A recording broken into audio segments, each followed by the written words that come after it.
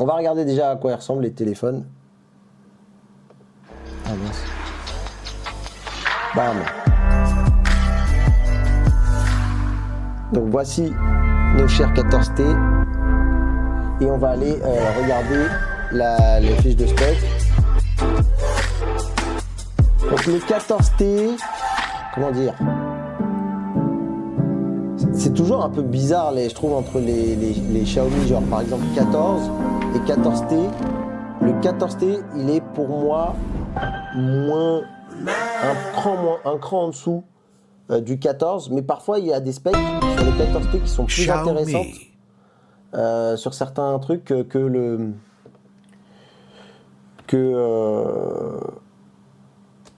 sur le 14 tout court.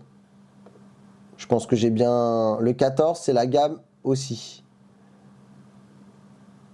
Oui, mais en général, le 14, il est plus cher que le 14T. Parce que le 14T, il est souvent un cran en dessous en termes de prix. La gamme T, je veux dire, pardon. Ok, je vais faire attention, je vais diminuer. Je vais diminuer un petit peu. Tac, voilà, c'est fait pour c'est la prochaine. Et du coup, par exemple, les Xiaomi 14T, ils vont être aux alentours des 600 €. Pour le Pro, c'est combien à chaque fois? Je ne sais plus. Je vais regarder. Des 650 et c'est du 800 €, il me semble, pour la version Pro. Xiaomi 14T Pro. Voilà, c'est 800 € pour le Pro et c'est ça. Donc, salut The One. Donc, on est en train de regarder donc ces 14 et 14T et 14T Pro, pardon. Et on va un petit peu analyser les specs. Je vous suis toujours. J'aimerais bien avoir mon chat ici à vue d'œil pour pouvoir vous suivre. Alors, on est sur, si je regarde le 14T, on est sur le Dimensity 8300 qui est un 8 cœurs, 12 Go de RAM, 256 Go de stockage. On est sur une batterie de 5500 mAh, toujours des grosses batteries. On est sur du 50 mégapixels avec du Sony IMX 906 pour la caméra principale. Ensuite, on a une caméra ultra grand angle et une caméra de type téléobjectif portrait. On a une caméra en façade de 32 mégapixels avec une ouverture f2.0. C'est pas mal. Allez, bah, bon courage à toi, Redoc. Très bon après-midi et merci beaucoup. On regarde du côté, donc, qu'est-ce qu'il nous faudrait voir? Je veux aller voir les capteurs, les deux autres. Donc, on a un ultra grand angle qui est d'un Omnivision de 13 mégapixels f2.2. Donc, c'est toujours les mêmes stratégies avec le capteur principal sur lequel on va fournir tous les efforts. On va essayer de prendre un très très bon modèle et avec une belle ouverture de f1.7 pour avoir des belles photos, pour avoir en tout cas de ce qui se fait de mieux en termes de photos, de ce qui se fait de mieux, de ce qui se fait de bien, on va dire.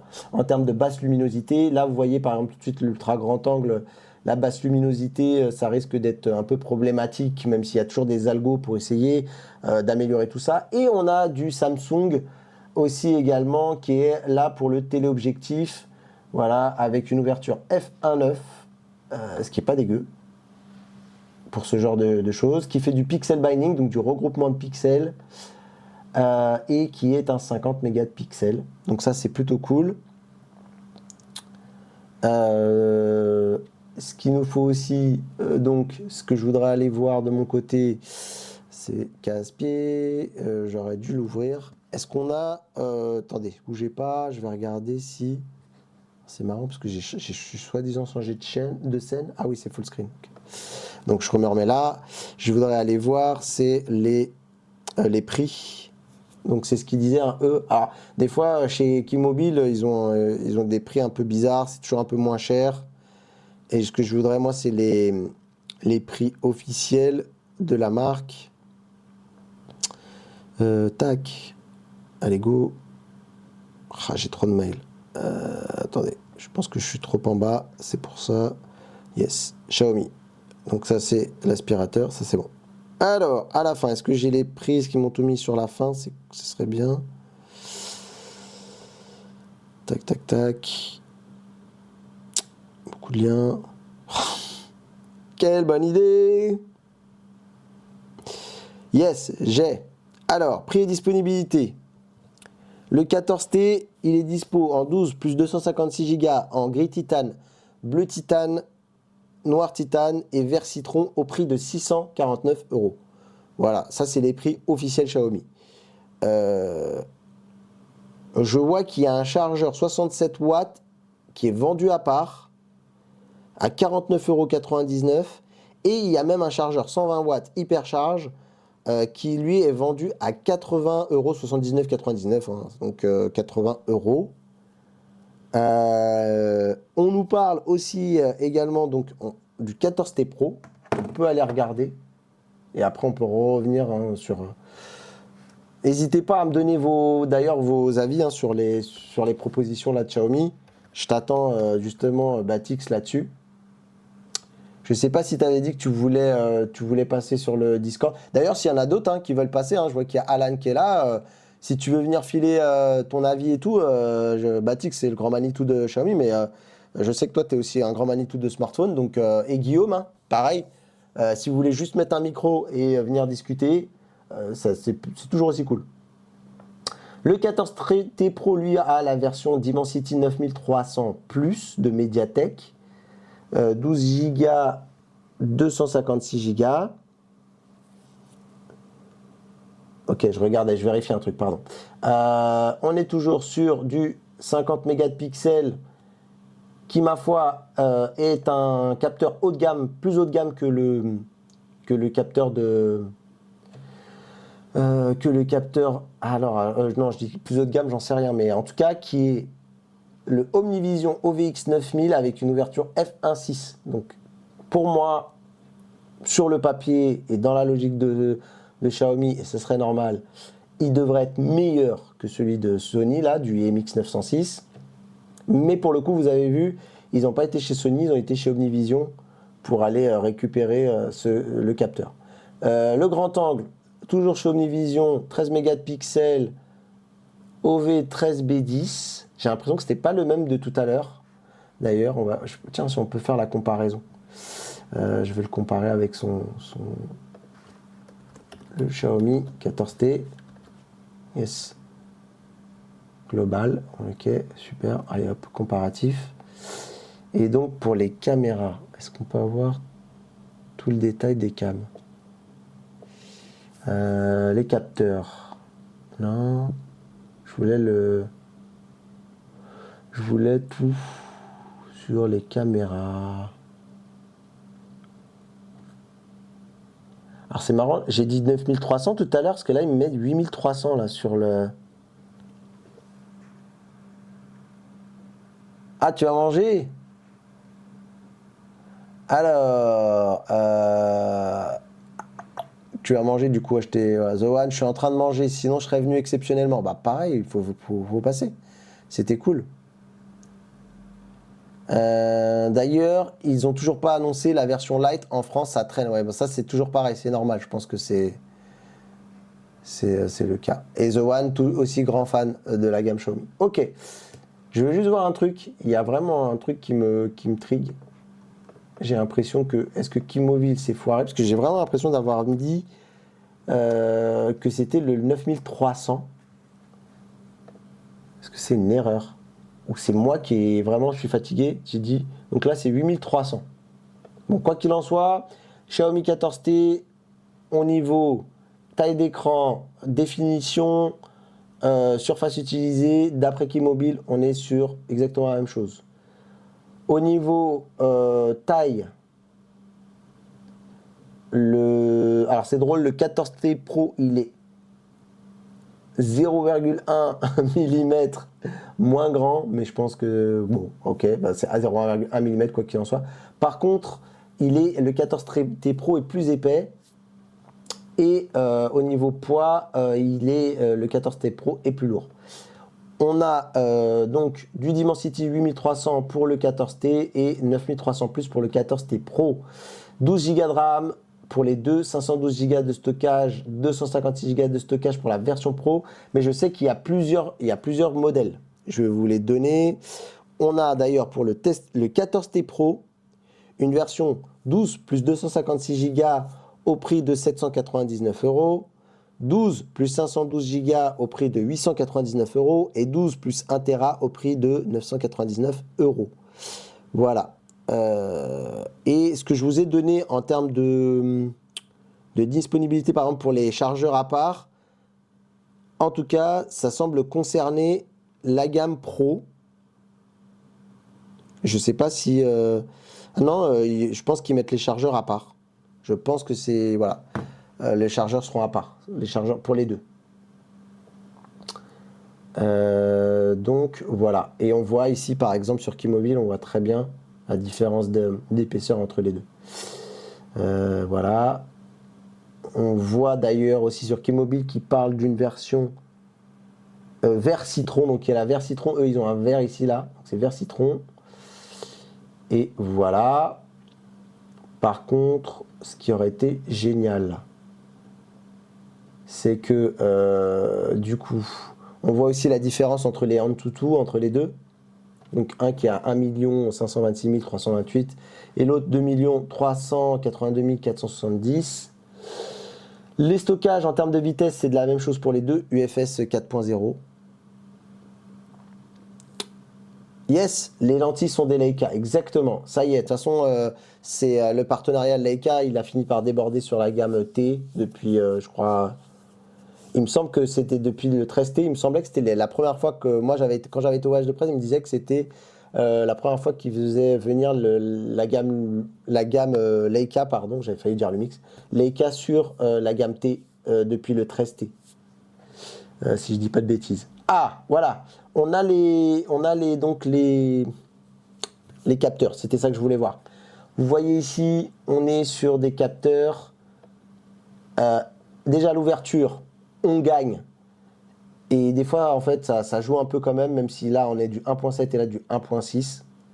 Par contre, la taille du pixel, elle est plus grosse du côté de la gamme Pro, ce qui montre bien que ce OmniVision, il est catégorisé au-dessus du Sony. Et la taille du capteur aussi me semble plus... Alors, c'est du pixel binding pour les deux. Et la taille du capteur, elle est de 1,56 pouces sur le Sony et 1,31 pouces sur le Xiaomi. Techniquement, plus le chiffre est bas, il me semble, voilà, plus en fait le capteur est plus gros, la taille du capteur. C'est à ne pas confondre avec voilà, c'est du 1 sur quelque chose. Donc voilà, la taille a l'air plus grosse. Voilà, après je voulais juste voir sur l'ultra grand angle, on est sur le même capteur. C'était ça qui est cool avec les comparatifs, on peut voir. Voilà. Et pareil, téléobjectif, c'est la même. C'est la même.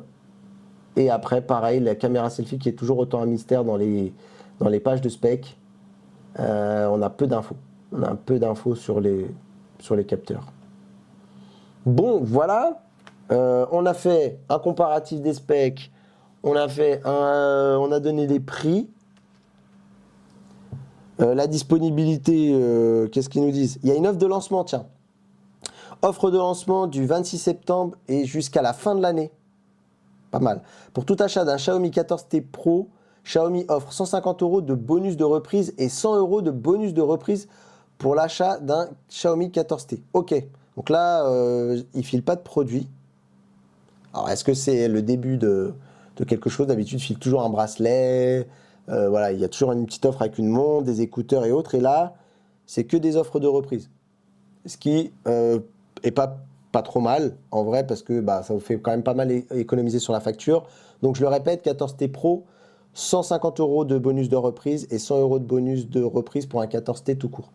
Voilà, donc si vous avez un téléphone ou un vieux truc qui traîne, n'hésitez pas à y penser. Vous en pensez quoi de ces téléphones, les gens? Alors oui, les 13 et 13T ont été les premiers à avoir les partenariats Leica chez nous, mais juste pour les algos, les lentilles, c'est nouveau à cette année. pour les 14 et 14T. Ah, ok. Ok. C'était juste les algos, les traitements de chez Leica qui a. Ok, d'accord. Cool. Ok, donc du coup, ça va quand même, devrait monter un petit peu en gamme, ce qui est logique. Batix, as-tu des nouvelles du Xiaomi 14 Lite ou SE, peu importe le nom qu'ils vont donner? Est-ce qu'on peut regarder? On va aller checker. Est-ce qu'il y a des choses là-dessus? Je vais voir. Attends, bouge pas, pam. Moi, j'attends de. Voilà, je suis un peu perdu. L'été concernant à quoi? Une montée en gamme?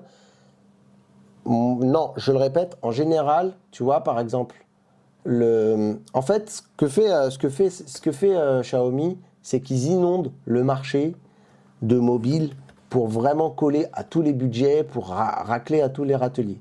Mais si tu regardes, je prends, alors hein, vous le savez, on est entre nous, on se connaît, c'est pas sponsor, mais j'avais besoin d'avoir ça pour te montrer. Tu vois, par exemple, le 14 tout court, il est à 700 euros. Et il est plus cher. Donc techniquement, il est plus haut de gamme. Et d'ailleurs, bah tiens, on aurait pu faire ça. Voilà, c'est juste pour. Là, c'était pour une question de prix. Allons voir. Du coup, je vais enlever. Je vais mettre le Xiaomi 14. Allez, je vais le rajouter à la liste des comparatifs. Alors, où est-ce qu'il est? Faut que je descende encore un peu. Je descende. Donc, parce que tu as les 14 et tu as les 14 Ultra aussi, hein, tu te rappelles? Donc, le 14, c'est l'entrée de gamme de la gamme santé, on va dire. Et donc là, j'ai pris la version 256 Go et la gamme Ultra, qui est la gamme la plus haut de gamme. Et là, par exemple, tu vois, il y a des choses tout de suite qu'on peut revoir. C'est que, voilà, en termes de pros, de SoC, tu vois, le 14, il a le Snapdragon 8 Gen 3 qui, disons-le, mettra sans doute à l'amende les deux. D'ailleurs, est-ce qu'on a les Antutu? Ça aurait été bien ça. On a le Antutu. Ah, il nous indique que le 9300 Plus est au-dessus du 8 Gen 3. Ceci dit, le 14, il a été annoncé avant. Mais, donc, en gros, le 14, normalement, il a quelques mois d'avance. Donc, il est sur l'ancien socle le plus puissant de chez Qualcomm. Et on va dire que le 14T Pro, il vient se hisser un petit peu au-dessus. Mais techniquement, pour moi, c'est une gamme qui est légèrement en dessous. Le T. Mais des fois, elle vient apporter des trucs un peu plus sympas. Genre, tu vois, la batterie, c'est du 5500 contre du 4610. Ça veut dire qu'aussi, du côté du 14, on va privilégier aussi la partie design. Tu vois, la finesse, l'expérience en main, tu vois, le poids. Le poids, il est moins lourd, alors de 2 grammes, hein, mais tu vois, c'est tous ces petits détails-là qui font que c'est un peu, le 14, c'est un peu le fer de lance. Et le 14T, il vient contenter un peu plus. Je sais pas trop comment les. En fait, c'est vraiment pour moi difficile, mais c'est comme ça que je. Voilà. Après, tu as le 14 Ultra qui, lui, voilà, est le flagship, le premium de chez Xiaomi avec la gamme Flip Mix. La gamme Mix, ouais, c'est ça. Parce qu'il y a un Mix Flip sur lequel on ira jeter un œil. C'est pas un milieu de gamme.